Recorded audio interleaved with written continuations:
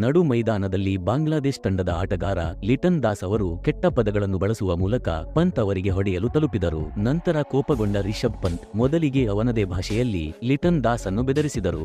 ನಂತರ ಬ್ಯಾಟ್ನಿಂದ ಅದ್ಭುತ ಪ್ರದರ್ಶನ ನೀಡಿದರು. ಇದರಿಂದ ಲಿಟನ್ ದಾಸ್ ಮಾತ್ರವಲ್ಲ, ಇಡೀ ಬಾಂಗ್ಲಾದೇಶ ಪಂತ್ನಿಂದ ಕ್ಷಮೆಯಾಚಿಸಬೇಕಾಯಿತು. ನಡು ಮೈದಾನದಲ್ಲಿ ನಡೆದ ಈ ದೊಡ್ಡ ಡ್ರಾಮಾದ ಸಂಪೂರ್ಣವಾದ ಮಾಹಿತಿ ಏನು ಎಂಬುದನ್ನು ಈ ವಿಡಿಯೋದಲ್ಲಿ ನಾವು ನಿಮಗೆ ತೋರಿಸುತ್ತೇವೆ. ಆದರೆ ಅದಕ್ಕೂ ಮುನ್ನ ನಿಮ್ಮ ಪ್ರಕಾರ ರಿಷಬ್ ಪಂತ್ ಮತ್ತು ಯಶಸ್ವಿ ಜೈಸ್ವಾಲ್ ನಲ್ಲಿ ಯಾರು ಅಪಾಯಕಾರಿಯಾದ ಬ್ಯಾಟ್ಸ್ಮನ್ ಎಂದು ಕಮೆಂಟ್ ಮಾಡುವ ಮೂಲಕ ತಿಳಿಸಿ. ಸ್ನೇಹಿತರೆ, ಭಾರತ ಮತ್ತು ಬಾಂಗ್ಲಾದೇಶ್ ನಡುವಿನ ಮೊದಲ ಟೆಸ್ಟ್ ಪಂದ್ಯವನ್ನು ಚೆನ್ನೈನ ಚಿದಂಬರಂ ಕ್ರೀಡಾಂಗಣದಲ್ಲಿ ಆಡಲಾಯಿತು. ಆದರೆ ಮೊದಲ ಸೆಷನ್ನಲ್ಲಿ ಯಾರೂ ನಿರೀಕ್ಷೆ ಮಾಡದಂತಹ ಘಟನೆ ಸಂಭವಿಸಿತು. ಭಾರತ ತಂಡದ ಟಾಪ್ ಆರ್ಡರ್ ಹಸನ್ ಮಹಮೂದ್ ಅವರ ಭಯಾನಕ ಬಾಲಿಂಗ್ ದಾಳಿಗೆ ಸಂಪೂರ್ಣವಾಗಿ ಕುಸಿಯಿತು. ಏಕೆಂದರೆ ರೋಹಿತ್, ಗಿಲ್ ಮತ್ತು ವಿರಾಟ್ ಕೊಹ್ಲಿ ಕೇವಲ 34 ರನ್ಗಳಿಗೆ ಪೆವಿಲಿಯನ್ಗೆ ಹಿಂತಿರುಗಿದರು. ಆಗ ಮೈದಾನಕ್ಕೆ ರಿಷಬ್ ಪಂತ್ ತಂಡದ ಕೊನೆಯ ಆಶಾಕಿರಣವಾಗಿ ಬಂದರು.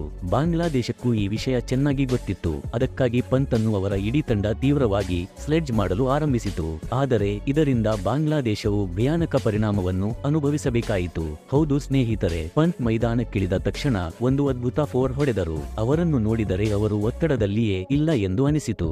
ರಿಷಬ್ ಪಂತ್ ಅತ್ಯಂತ ಆಕ್ರಮಣಕಾರಿ ರೂಪದಲ್ಲಿ ಕಾಣಿಸಿಕೊಂಡು ಬಾಂಗ್ಲಾದೇಶದ ಆಟಗಾರರ ಬೆವರಿಳಿಸಲು ಆರಂಭಿಸಿದರು.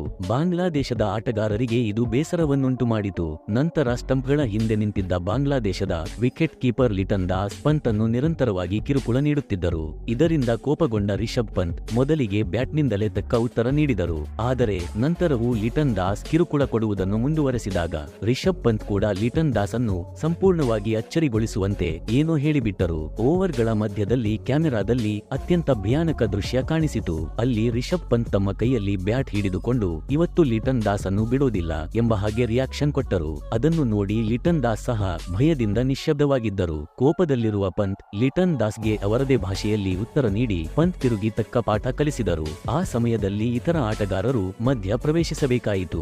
ನಂತರ ಲಿಟನ್ ದಾಸ್ಗೆ ತಾವು ಮಾಡಿದ ತಪ್ಪಿನ ಅರಿವು ಬಂದು ಪಂತ್ ಬಳಿ ಕ್ಷಮೆಯಾಚಿಸಿದರು. ಆದರೆ ಪಂತ್ ಅಲ್ಲಿಗೆ ನಿಲ್ಲಲಿಲ್ಲ. ಬಾಂಗ್ಲಾದೇಶ ತಂಡದ ವಿರುದ್ಧ ಅಬ್ಬರದ ಆಟವಾಡಿದರು. ಲಿಟನ್ ದಾಸ್ಗೆ ಪಾಠ ಕಲಿಸುತ್ತಾ ಪಂತ್ ಕ್ರೂರ ಬ್ಯಾಟಿಂಗ್ ಪ್ರದರ್ಶನ ಕೊಟ್ಟರು ಹಾಗೂ ಅವರು ಯಶಸ್ವಿಯೊಂದಿಗೆ ಪ್ರಥಮ ಸೆಷನ್ನಲ್ಲಿ 250 ರನ್ಗಳ ಅತ್ಯುತ್ತಮ ಜೊತೆಯಾಟ ಆಡಿದರು ಮತ್ತು ಬಾಂಗ್ಲಾದೇಶದ ಬಾಲರ್ಗಳನ್ನು ಸಂಪೂರ್ಣವಾಗಿ ನಾಶ ಮಾಡಿದರು. ನಂತರ ಬಾಂಗ್ಲಾದೇಶದ ಯಾರೂ ಕೂಡ ಪಂತ್ ಜೊತೆ ಮತ್ತೆ ಮುಖಾಮುಖಿಯಾಗುವ ಸಾಹಸ ಮಾಡಲಿಲ್ಲ. ಸ್ನೇಹಿತರೆ, ನಿಮ್ಮ ಪ್ರಕಾರ ಈ ವಾಕ್ಯದಲ್ಲಿ ಪಂತ್ ಹಾಗೂ ಬಾಂಗ್ಲಾದೇಶದ ಆಟಗಾರನಲ್ಲಿ ಯಾರ ತಪ್ಪು ಎಂದು ಕಮೆಂಟ್ ಮಾಡುವ ಮೂಲಕ ನಿಮ್ಮ ಅಭಿಪ್ರಾಯವನ್ನು ತಿಳಿಸಿ.